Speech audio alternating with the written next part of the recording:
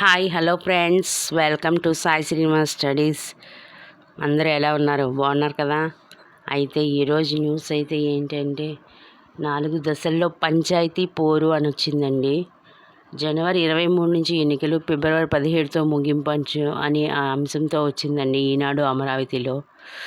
నేటి నుంచి ఎన్నికలు కూడా అమలండి.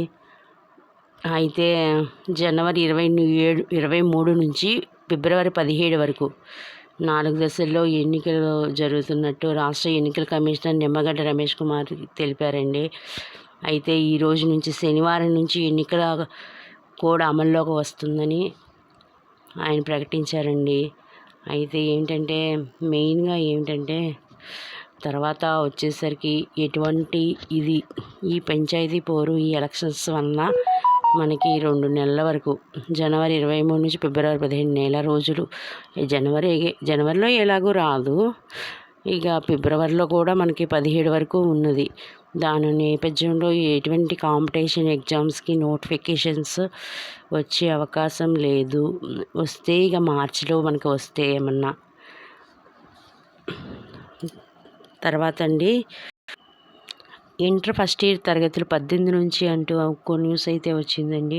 ఈ నెల 18 నుంచి ఇంటర్ మొదటి సంవత్సరం తరగతులు ప్రారంభమవుతాయని రాష్ట్ర విద్యాశాఖ మంత్రి ఆదిమూలపు సురేష్ గారు వెల్లడించారండి.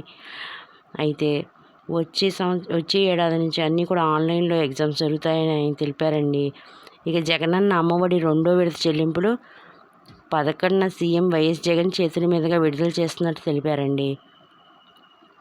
తర్వాత వచ్చేసరికి ఈ నెల 7 నుంచి దరఖాస్తుల విక్రయం అండి. మొదటి సంవత్సరం అడ్మిషన్ షెడ్యూల్ని ఇప్పటికే విడుదల చేశారు. ఇంటర్మీడియట్ మొదటి సంవత్సరం దానికి సంబంధించినవి చివరి తేదీ 17వ తేదీ అని అంటూ ఒకటి న్యూస్ అయితే వచ్చిందండి. తర్వాత త్వరలో ఇంటర్ పరీక్షల షెడ్యూల్ అని ఇంకో న్యూస్ అయితే వచ్చిందండి. యథావిధిగా ప్రాక్టికల్స్ కంపల్సరీగా జరుగుతాయని ఆ న్యూస్లో అయితే ఆదిమూలపు సురేష్ గారు ప్రకటించారండి.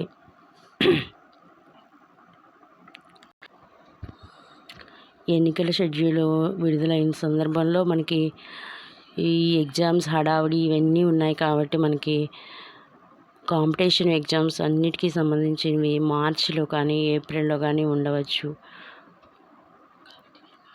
కాబట్టి మీరందరూ వెల్గా ప్రిపేర్ అవుతూ ఉండండి. అప్పటికప్పుడుగా చదవటం అంటే ఏది కష్టం ఉండదు, కష్టమవుతుంది. అయితే తర్వాత వచ్చేసరికి ఈ నెల 11న జగనన్న అమ్మఒడి 2వ విడత చెల్లింపులు చేపడతానని చెప్పారండి. తర్వాత విద్యార్థుల తల్లుల ఖాతాలో నేరుగా డబ్బులు జమ చేయనున్నారు. పాఠశాలల్లో, గ్రామవార్డు సచివాలయాల్లో ఇప్పటికే దీనికి సంబంధించి లబ్ధిదారులకి వివరాలన్నింటినీ కూడా పంపించారండి.